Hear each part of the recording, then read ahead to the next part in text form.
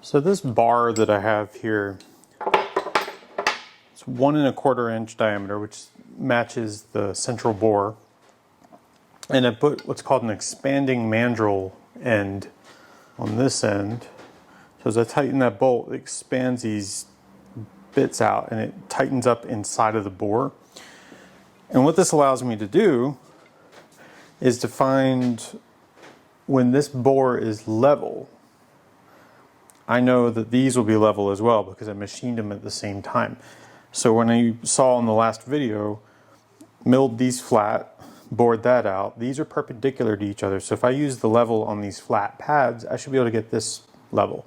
The purpose of that, and you'll see this in a bit, as this is sitting here, I can spin this around, which is adjustable both in length and height, and I can use it to basically feel out where the struts need to be.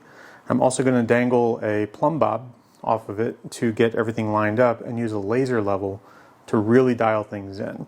So to install this,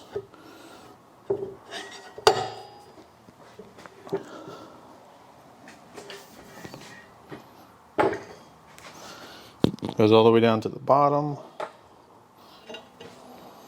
And as I tighten this up, it'll center it. And it's not going to go anywhere.